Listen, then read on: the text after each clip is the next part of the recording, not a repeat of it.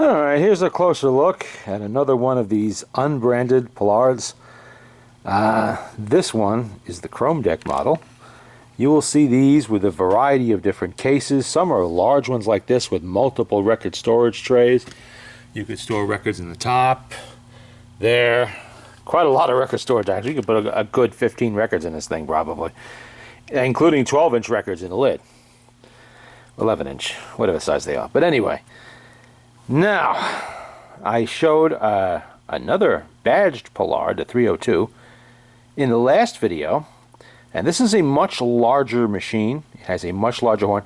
This has a horn comparable to the Victrola 255. And like the 255, it is a metal horn. This is a tin horn, all chromed, all one piece with the motor deck, just like the 255. And I guess this would be the Swiss equivalent of the orthophonic reproducer with the aluminum diaphragm. That is not the original reproducer on there. The original had some holes corroded through the diaphragm, so that's sidelined until I find the correct size diaphragm. And although, while this does have the Paillard badge on it, it's identical to the one that was on there. Same thing. Exact same thing. They just did put their name on it.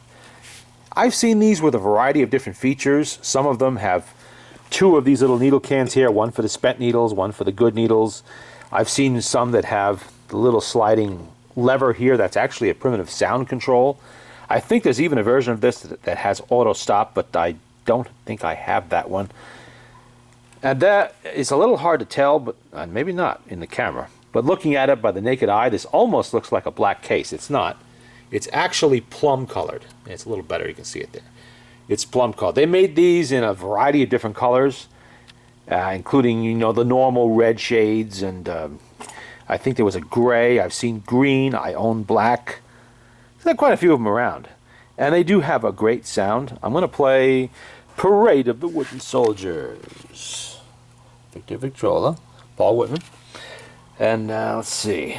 I've had this one, 7 or 8 years. I have it out for a normal service because I do play it a lot. So it, needed the usual lubrication, drip oil here and there, that sort of thing. You want to keep your friction leathers nice and supple, so at least once a year it's got to come out and be gone through. I do that for any machine that I actually play more than once, So here we go. It's already wound up. No auto stop on this. And it is a 2-spring motor in these, which I will show afterwards.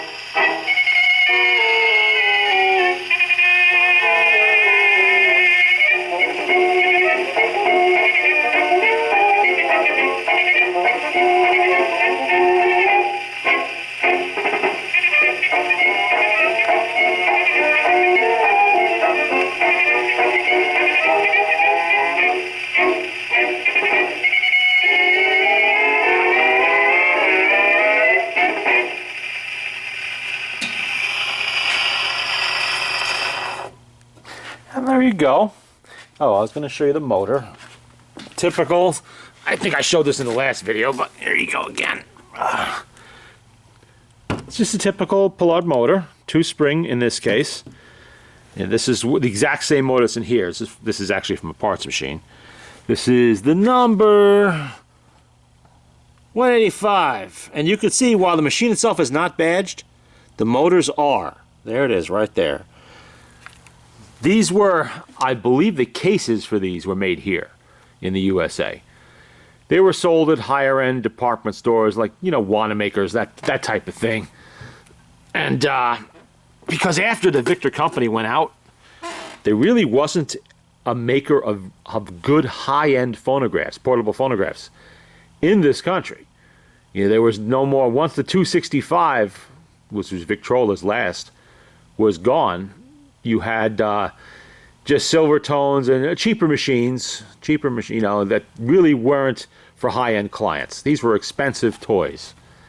I mean, they look impressive too, while most of the other offerings of this era really don't look, and that's the 1930s, really don't look that impressive. You know, they're kind of plain boxes and utilitarian, and this is anything but. You know, you make a statement with something like this, you show up at the beach. All that chrome would blind you for one thing. Like I was saying, these chrome decks turn up in a lot of different cases. You'll see some that look like little suitcases.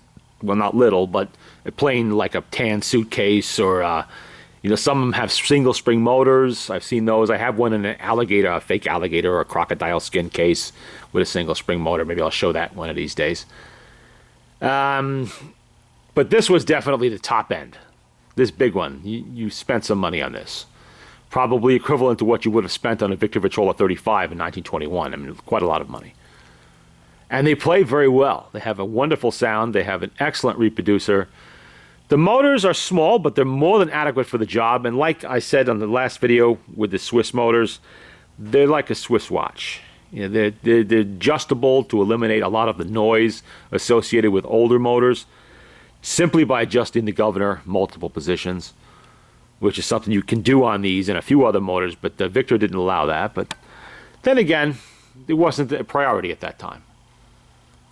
And of course, this has the fiber gear, which I showed in the last video. And when you buy these machines, and this is important, always realize that that fiber gear might be shot, totally chewed up, or on the verge of going. You know, you don't know until you open it up and you look at the motor. You just don't know the condition of that fiber gear. They're not reproduced that I'm aware of. You know, so, and finding replacements is not easy. This one happens to have an excellent fiber gear in it, you know, and that's great. And I have spares that I keep just in case I find a machine. You know, I buy these periodically. I just can't resist it. You know, it's such an Art Deco machine. It's just hard to resist. When I see them reasonably priced, I will buy one, strip it down, and, you know, do all the usual service to it and get it playing. But they're not cheap. These are I think the last one I saw on eBay was like $800 or something like that. Not for a derelict machine. You find one that's a derelict, all rusted and beat up and torn up, those are going to be $150, $200 or whatever. Almost worth it if it has that fiber gear in it, because that could take a machine like this and put it back in service. But if you do buy one or any of the Swiss phonographs on eBay or whatever, be aware that fiber gear may not be in one piece anymore. It may be half shredded, it may be badly worn, because people had a tendency to grease the heck out of them, and that tends to break down the material over time. So the best way to do it, maybe it wasn't so bad with the early vegetable-based greases, I don't know, but you're really only supposed to put some powdered graphite on that, or nothing at all. The whole point of it is that it's supposed to be a silent gear. You know, it doesn't really require lubrication. It's not the same metals touching when it's not steel on steel or brass or whatever. It's, I guess, particle board, pressed particle board of some kind, glued particle material on steel. And it will last a lifetime. I mean, they have lasted a lifetime. This machine is 80 years old, older than that even. So they've lasted a lifetime. It's a lot to ask from fiber gear, but you want to be careful of that. So I always pull them apart as soon as I get them, hoping against hope. Please let that gear be good, and usually it is. I've had a couple that weren't. or that were pretty bad. Not entirely gone, but very close to it. And those ones had to be sidelined until I found a derelict machine or a spare motor that had the gear. I've been known to buy entire spare motors. There you go, right there. Entire spare motors just to get an extra gear, because I do like playing these machines. Okay, there you go. There's a look at, I believe I have another video up of one of my red ones. Eventually I'll do one of the smaller ones, maybe one of the suitcase ones, but I have a few other machines coming up shortly. Actually, I expect a delivery tomorrow of several machines, mostly Victor 9s, Victor the 9ths, and a couple of special models, but we'll get to those later. But there you go.